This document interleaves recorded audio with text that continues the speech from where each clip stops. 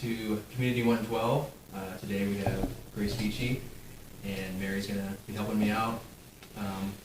The main purpose of Community 112 is just to interview people at Bethany and just to get to know people better in a different way. If this is your first time, or if you're interested about maybe telling your story, your testimony, you can get in touch with me. But yeah, Community 112, the main purpose is just to get to know people in the church body in a different way. And so we have Grace here today because she's just getting back from Albania, and just to hear some of the stuff that's going on in her life and what God did over there with her and her team. So let's start with the word of prayer, and then we'll jump into it. All right, dear God, thank you for just another day that we can live on this earth and glorify you. Help us not to take anything for granted in our lives, in our daily lives. And Lord, just bless this conversation. And just use this as a way to touch people's lives and to bring them closer to you. And we just ask this all in your name. Amen. Amen. All right, Grace, if you want to introduce yourself. All right. I guess I'll start with my name. I'm Grace, as you know. Grace Beachy. I just went through a program called REACH, which is 3 months of training in Columbus, Ohio, and then 6 months of outreach. And for my outreach, I went to Albania, and I had to look it up on a map. So I'll tell you where it is. It's right above Greece and across the Adriatic Sea from Italy. Nice. I've heard the Adriatic Sea, but it's like the sea that Paul got shipwrecked in. Okay. Like, it's super cool, and like there are like actual like biblical artifacts in Albania, and so it's like it's really cool. Like, you're standing on the edge of the sea, and you're like, wow, this is like where Bible people were, and it's like so cool.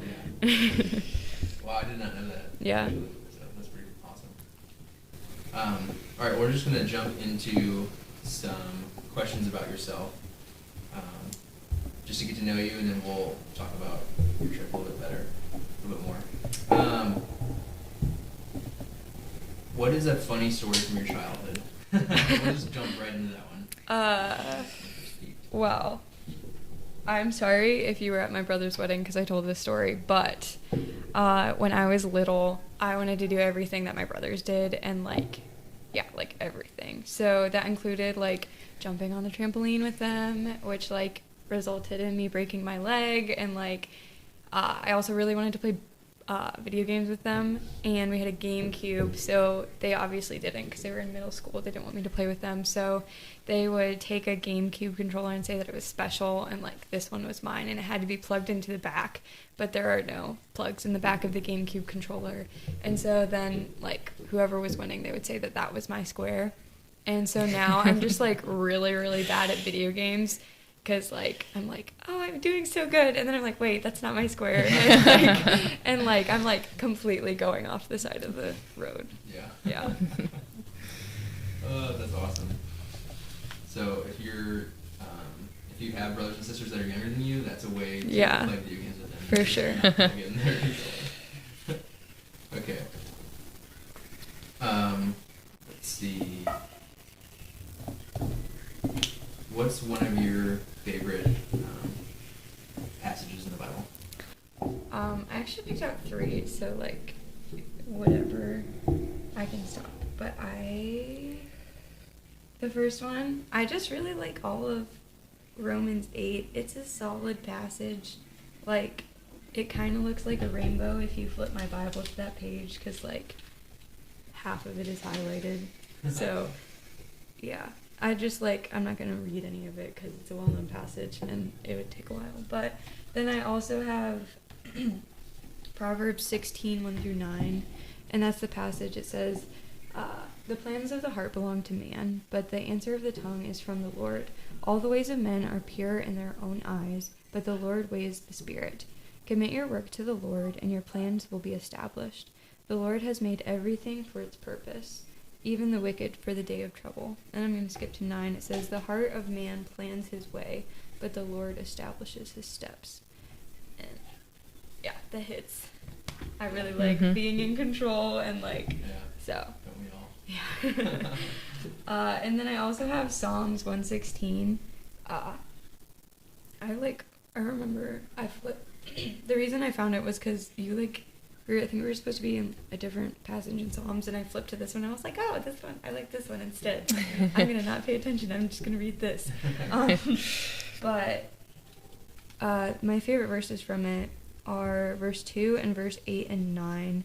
It says, verse 2 is, because he inclined his ear to me, therefore I will call on him as long as I live. And then verse 8 and 9 are, for you have delivered my soul from death, my eyes from tears, and my feet from stumbling. I will walk before the Lord in the land of the living. And I just feel like that's solid because, God has done so many great things, and so often people are like, why should I follow God? It's he's done all these things for you. Yeah, Psalms is I don't know if it's my favorite book, but it's one of my favorite books. There's just so much there. Love that. Awesome. So maybe we should have started with this, but how long have you been going to Bethany? My entire life. I don't remember not going to Bethany. I was here when the old building was still here, so. And your parents are? Sam and Bernita Beachy. Shout out. Hey, Mom. I made it. I'm on a podcast. That's good. Yeah, let's just jump into the questions that we have about Albania. I'm sure most people want to know what you did there, what God did in you and through you and all that, and maybe there's people that are considering going to Reach too. So, Meredith, do you want to start out? Sure. Okay. What did you enjoy most about Reach? We'll start with that one. Okay. Probably just it's really basic, but I feel like the relationships you make with people, I don't know. I definitely made some of the closest friends I have ever made in Reach, and if you think about it, it's a bunch of people the same age with the same mindset living in one space. So you're bound to make really good friends, and so I don't know. They're also all just very intentional in the way they handle relationships. So it's perfect.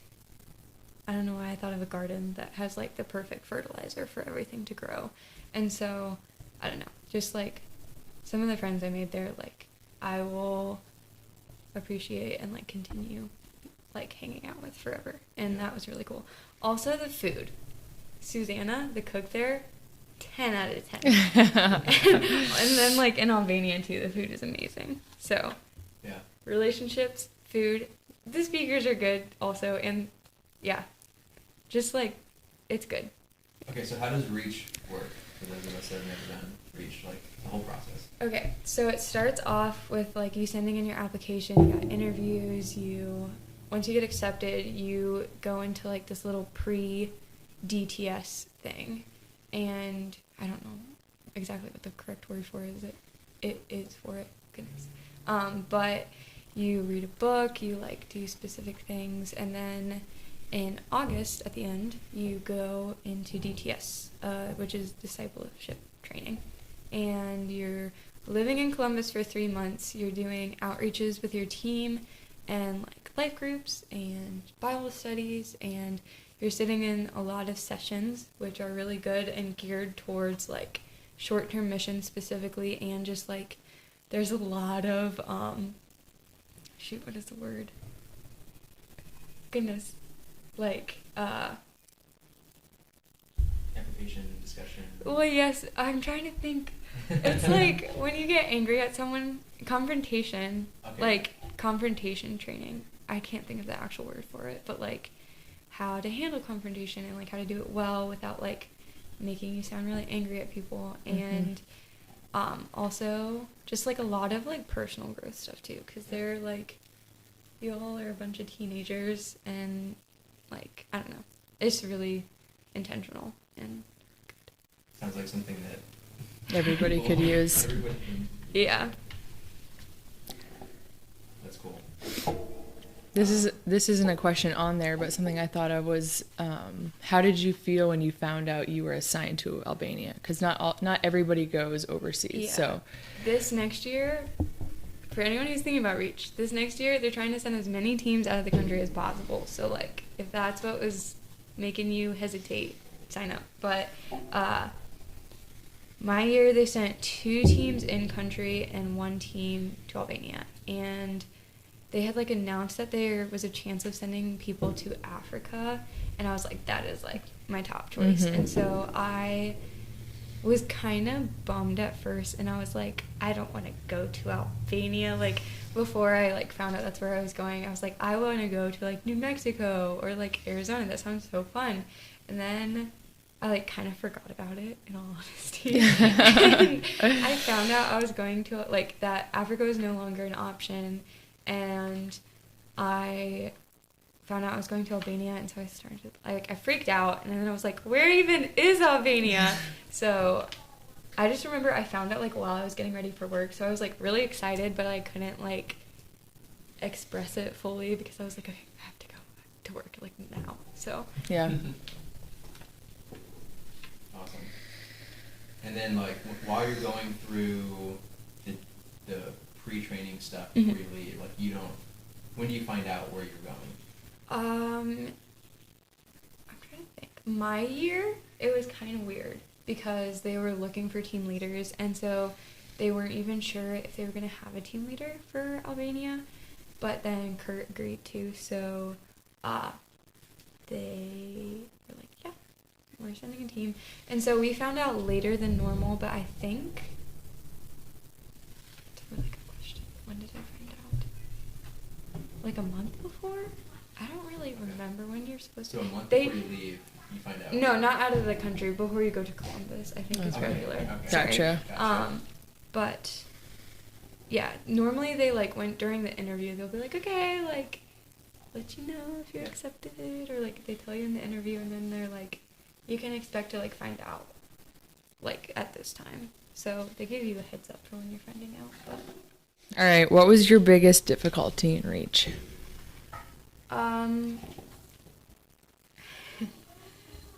I guess just like, I don't want to say this as like a horrible, like you don't get anything, but like you lose a lot of freedom, and a lot of that like you know going in, but you don't realize like how much it is until you get there. And like I don't want to make it sound like they turn you into slaves, like, but like you are very busy. You have a really busy schedule, and like it's like inner city Columbus, so like you don't want to go outside by yourself, like especially like as a girl, like you're always told like go with someone else, like if you want to go, there's a really nice bike trail, and they're like, if you want to go on the bike trail, like you have to take someone else with you, like if you want to go somewhere, always have to go somewhere with you. You can't drive unless you're like on the insurance, or if you like you have to convince an intern to go with you if you want to go anywhere. And so that was really hard at first, and then I don't know, you get used to it. Mm-hmm. But it's definitely interesting, like as someone who's like, I want to go do everything all the time. Yeah, that would be hard. That was a little hard. And then with Albania, my outreach coordinators moved in between the last team they had and our team, and so they didn't know how the town they were living in was going to be, and a lot of the guys in the town were like, oh, American Girls, that's a one-way ticket to America. So we thought we were going to be able to like walk around by ourselves in the town, but then we got there and realized that was not going to be an option. So that was really hard. We had to have the boys walk us everywhere, and like we couldn't just like be anywhere by ourselves ever, and so that was really hard. Not a ton of alone time. Mm-hmm. But, That's one thing that I always wonder about with, ever since we went to Vita with the youth, Mhm. like, I just remember, like, it was amazing and I loved it, but I just remember, like, I mean, you had, like, no downtime whatsoever. What would you say to someone considering going into Reach? I would say, like, do it for sure. It's hard. It is. Sometimes there are so many times I was like, what am I doing here? Like, why am I here? I could be, like, making money at home, all this stuff. But, like, now looking back on it, it was so worthwhile. And, like, I grew so much as a person going through. And, like, you just get to see such a different perspective of, like, how people think and act. And, like seeing a different culture and, like, living in it versus, like, just, like, visiting it for a week is, like, it's so cool. And, like, I don't know, definitely do it. Like, if you're thinking about it, don't do it unless you, like, feel God strongly saying, like, don't do it. So, I don't know. It's great. And also hard. So, like, just keep that in mind. Also, you will get what you put into it. So, if you do decide to do it, like, give it your whole heart, and then you will receive, like, the most reward from it as well. Yeah. I always regret that I didn't do missions after high school. So, yeah, I feel like it's a time in your life where you're not tied down to anything and the perfect time to do it. So, yeah, you don't have to worry about paying bills when you get back. And so, like, just go. It's the perfect time. All right, next question. What did God show you while you were there? I think the biggest thing for me, this is kind of embarrassing actually. I got over there and I was kind of like, okay, I'm in Albania, I'm working with kids, that's what I do best. So I got this. And, like, that's obviously not the mindset you should go into missions with. And so I was, like, not spending a lot of time with God and just kind of like, I'm going to do this myself. Like, this is easy. I don't need assistance. And it was just like, Grace, shut up. You're in a foreign country and you don't know what you're doing. But I don't know. Towards the end, I was like, wow, I really didn't spend a lot of time connecting with God. And, like, I'm going to get all these questions about, like, how did you see God? And, like, I saw God in so many ways. But then, like, as I was reflecting back, I realized, like, there were so many little things that, like, even though I wasn't connecting with God, he was finding ways to connect to me and, like, still pouring in to my life, even though I wasn't giving him glory for everything and, like, saying, like, I did this, not God did this. And, like, he was still being like, girl, I got you. And I don't know. It was really cool to see. Yeah. It is cool. Those are the moments, I think, when you start to realize, like, how much, like, God, like, cares about you. It's like, oh, I really wasn't, like, putting in what I should have been putting in, and God was still showing me this and working in my life. And it's like, oh, like, he actually thinks about me and cares about me. Yeah, no, that's something I learned during DTS, like, because I kind of was like, before Reach, I was like, oh, I need to, like, do this and this, like, I need to do my devotions every day, I need to be, like, super, like, have a heart of praise, like, when I worship, and I have to be super into it, and, like, then God will be like, okay, I'll give you some time. Yeah.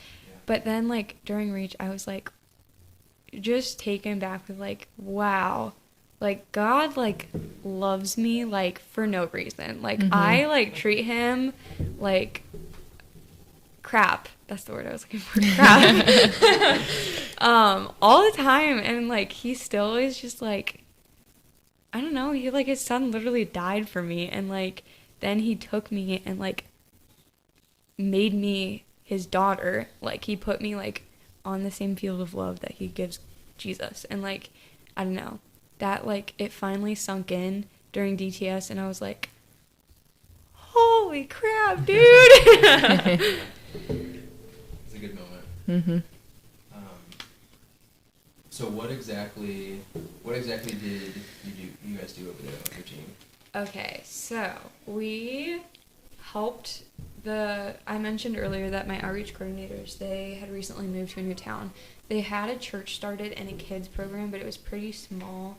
So we went and we helped a lot with the kids program. We led worship. We learned by week 2, our outreach coordinator, Mary, she got sick, and she always led worship in Albanian, and she, like, could barely talk. So she was like, you know, I'm going to teach you guys easy songs, and you're going to lead worship. So, like, from week 2 of being there, like, we, like, barely knew how to say hello, but we were leading worship in Albanian, so, like, that was a God thing. Yeah, that's it was awesome. a struggle, but, Wow, yeah. that would be tough, yeah.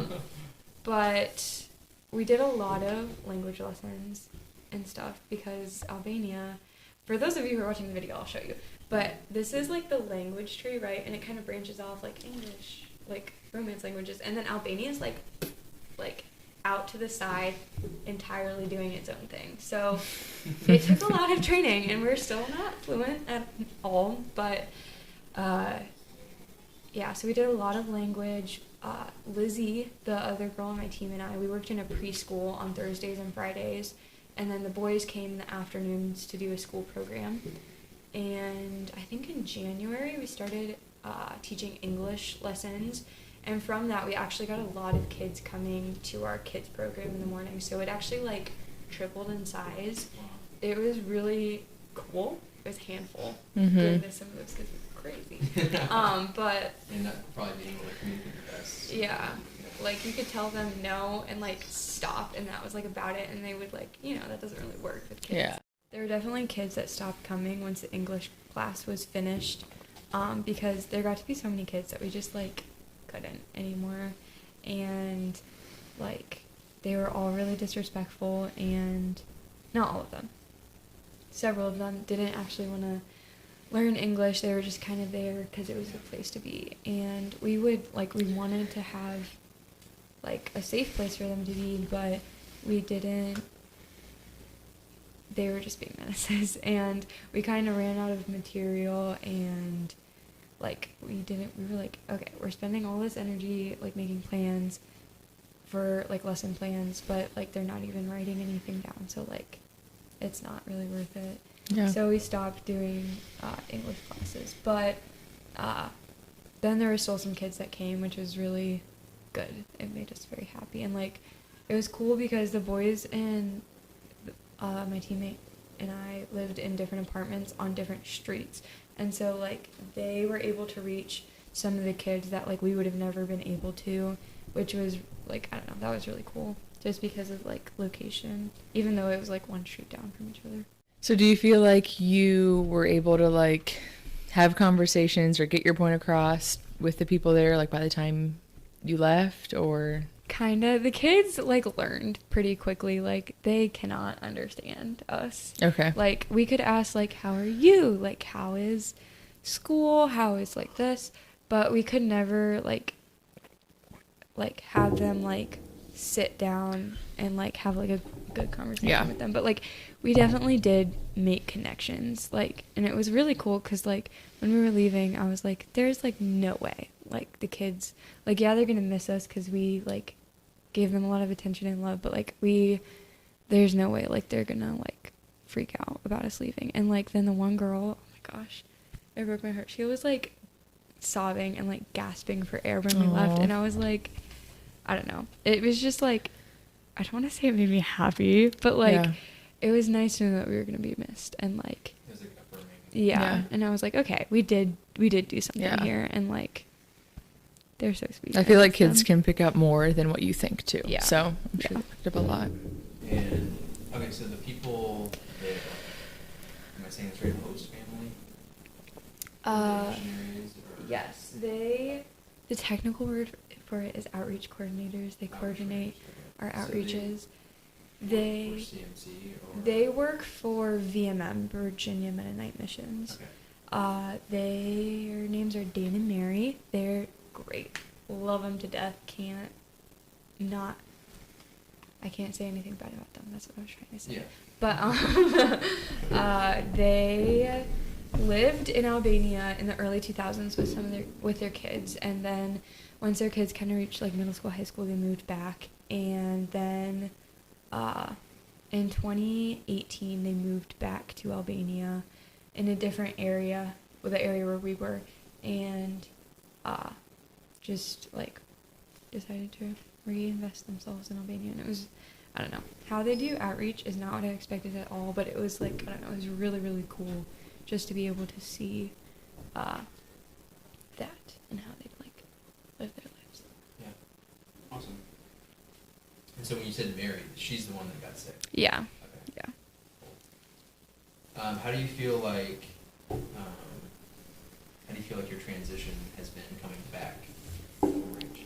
It's definitely been interesting. It's been better than I expected, because I feel like I had a rough time transitioning during Thanksgiving, which, like, because you're only here for a week, you don't want to transition all the way, and it was rough. But I was like expecting like the worst of the worst when I came back, and it hasn't been that. So yeah.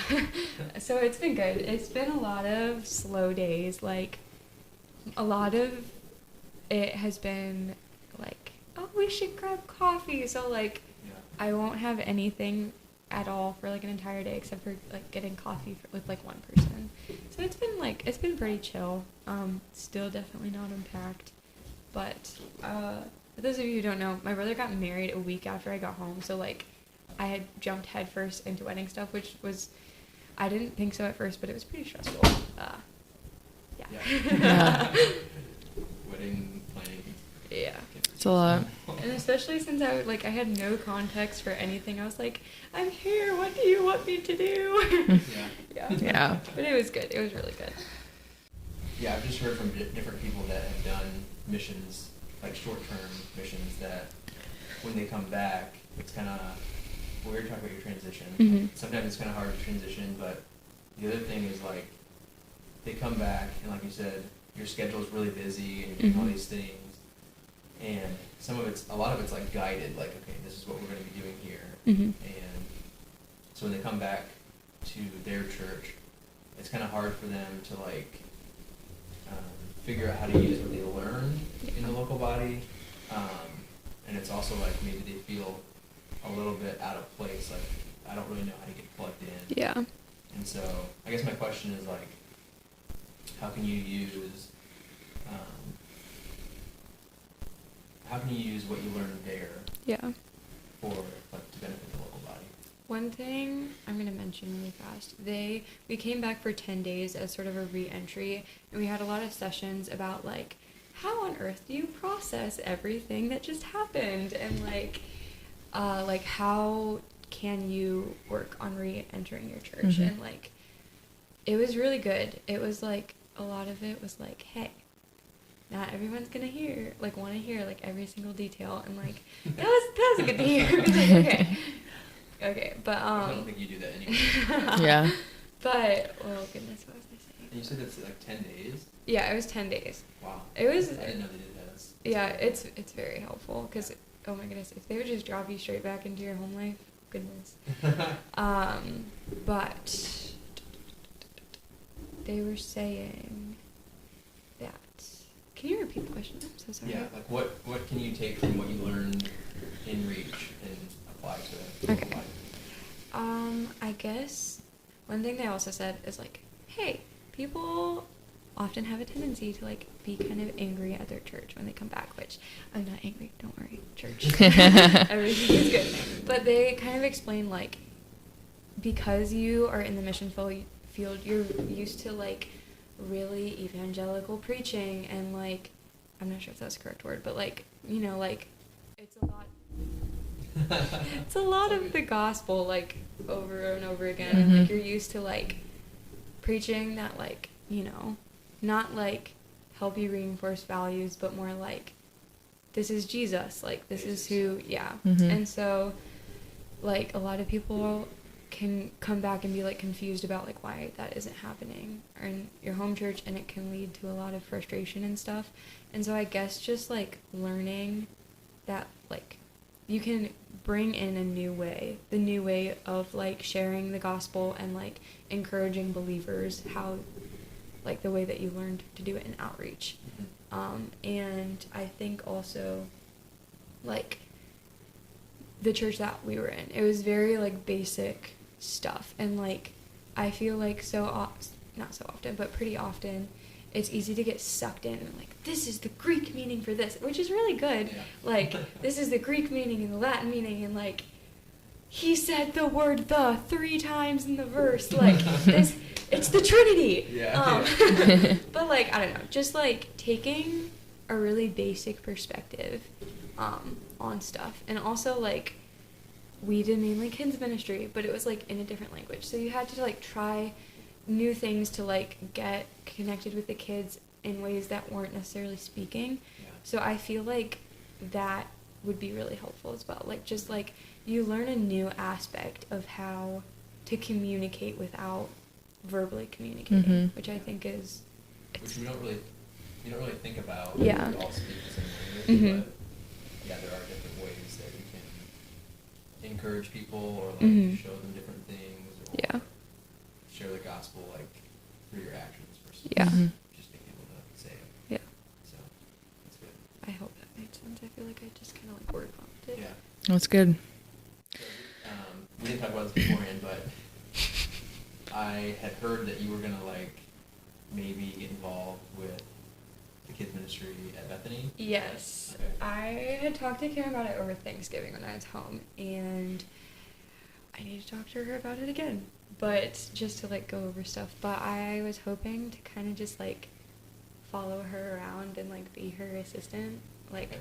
I wasn't expecting like payment or anything either, but like just like, But if they want. I mean, I'll always accept money. But like, I don't know, like just learning like a new aspect of kids ministry and like being able, and like it won't be the same thing every week, and like being willing to fit in wherever I'm needed. Yeah. And like Kim, I'm sure does like a million things a minute, like, and she has so many things on her brain, like just like be like, hey, I'm here to help, like cut off part of your to-do list and give it to me, like, and just be like there to help encourage like the kids ministry as they do their job, because that was a big thing while we were in Albania, is just like encouraging the church members that were there, because like it was a church of like 10, and yeah, it was weird coming back to Bethany. Like I walked in, I was like, there's so many people. it was exciting, but like just like seeing new faces come in for them, and like, you know, because the Americans, like people were more interested in coming, and so like just like us being there was a kind of a ministry, which is really cool, and like not something like we were like a celebrity, and it was weird just because we were from America, and so just like being an encouragement to people who are just doing their daily stuff. Like I feel like you're definitely gifted in that, so you'll be good at that. Yeah, and I think what's really like important what you said like coming back and kind of fitting in where you're needed. Yeah. And I feel like that's something that people in the church probably don't do the best job with, because like, I want to do this, and if they can't do that, then they either get frustrated or they're like, I just won't do anything. Yeah, and I think, I'm sorry, were you going to say something? I was going to say, so often, they also talked to us about this during re-entry, but they were like, so often you can come back from like missions and have like a hero complex, because like I just served in Albania for 6 months while you all were in Hartville, and like, don't worry, I don't have that, but at least I don't think I do, but like just like finding a place where you fit in, and like being willing to like see other people have like different values, and like being able to like agree with them and like fit in, and like not be like everything has to change, you all are doing terrible, but like being like, okay, I see where you're doing, but like this is what I learned, and like being willing to share what you learned, but also like being willing to learn from them, because you definitely like I definitely still have a ton to learn about being a church member. Yeah. Awesome. Good stuff. One of the questions I liked, and I feel like it goes well with this, kind of similar, but what does discipleship look like from your perspective? And also maybe has that changed since doing Reach, or Well, my viewpoint of discipleship before I left was super intimidating. I don't know why. I was like, you have to like have like this like mentoree that you're like pouring into constantly, that like you like sit down and have like Bible studies every day, and like you're just like a rock together, and like, yeah, that's like not realistic at all. And so one thing that our outreach coordinators, like I said, we moved there, and like just because we were American, we like brought attention to what we were doing and like the church that we were working with. And the like our outreach coordinators, just by living in the town, that was a ministry, because like it was funny. We were driving in a taxi the one day, and it was like there was people that we didn't know in there, and the guy thought we couldn't understand him, but we could, and he was like, yeah, these people are from America and they're living in Meloat, like why on earth would they do that? And like, so even just like living there was like a testimony. And like we would always walk down the street, say hi to people, and like just literally by like living and acting like what God says a Christian is, like that is a ministry to people. And so like I think we overcomplicate it. Yeah. We put way too much pressure on ourselves and on God when we think of discipleship, when in reality it's just like living your life how God told you to. Yeah. No, And I like simple. Simple is Yeah. easy and repeatable. And Yeah, and I feel like being willing to share, even if it's uncomfortable too, because like there are so many times. I remember the one time I was in a restaurant. It was like a little snack shop, and we like our outreach coordinator was like, yeah, like there's this girl in there, Claudia, like she's your age, like talk to her whenever you can. And I was like, I was in there by myself, and I was like, I don't like want to talk to her. This is so uncomfortable. I don't know enough about Albanian. And I was like, she's sitting like one table away from me because like there's no one in there. So I was like, you know what? Who cares? I have an hour of time to kill. It'll be better than I thought it will. So I pulled out my Google Translate, and like we Google translated back and forth, and it was actually like, it was super cool, and like it was really impactful. And then her brother bought me a juice box, so it was nice. And, like, I don't know, like little conversations mean so much to people, that like just because you tried to talk to them, even though she knew like I am terrible at Albanian, she like saw that I put in the effort, and that like was impactful to her, which is really cool. especially cross-culturally, like I don't think we realize what being American like means. I mean, sometimes people view it negatively, but even if they view it negatively, they would still wonder like, okay, why are you here? Yeah. Why are you in America? Yeah. So.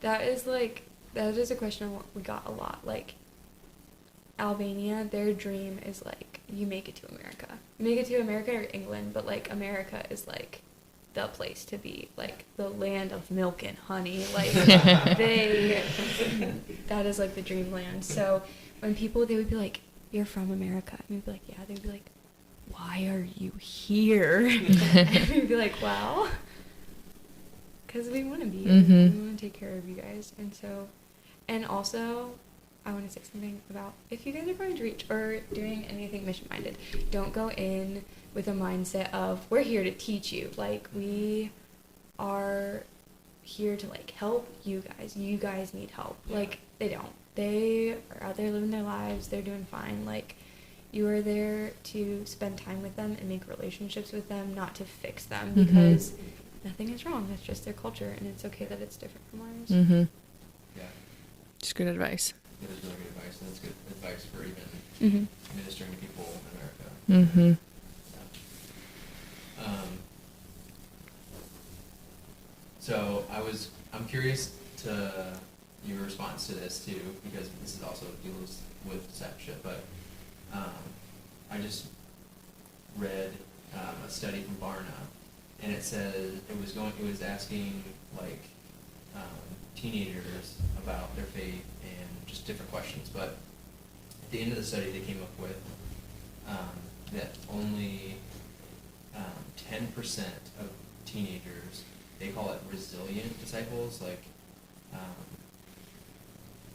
basically people that, like, no matter what's happening around them, they're going to stay connected to Jesus, is how they worded it. So from your perspective, just being with teens and young people in the discipleship realm, what do you think makes someone a resilient disciple? Someone that can stand the test of circumstances and culture and all that? I think, I forget if you said it in Bible study or Matt said it on Sunday, but like, or Sam, but like having roots, it was Sam, Mm-hmm. like having roots that are like not like spread out vastly, but like shallow, but like having deep roots, because like, I don't know, you hear stories about like kids who grew up in the church, but like go to college and then lose their faith, but like be like knowing what God promises you and knowing like who God is and like, I don't know, like applying it to your life, like not just like knowing the stories and knowing like, okay, God is love, God is this, like, but like actually like believing it, which like sounds cliche, I think. Yeah. But, like knowing that it's not just knowing it, but knowing that it's true, and like And what you believe will change the way you act.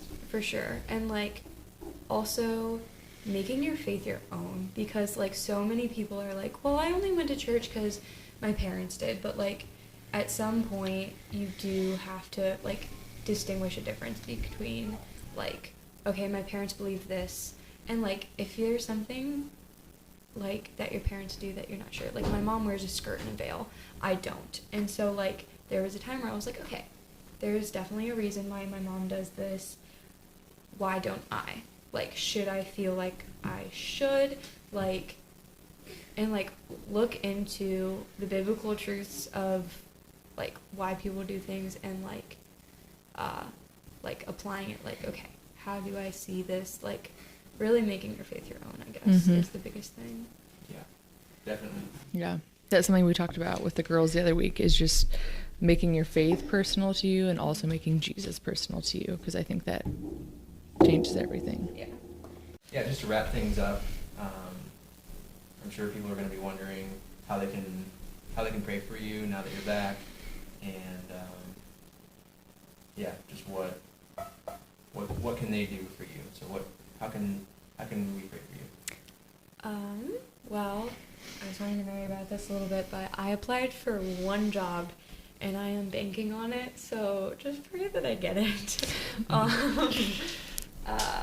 I guess that would be the first one, and then just like having grace for myself and grace for others as I come back, because I had a ton of experiences that the church people didn't, and so like having grace for myself as I readjust to life in America, and like having grace for other people for not understanding my mindset, because I have a different mindset now.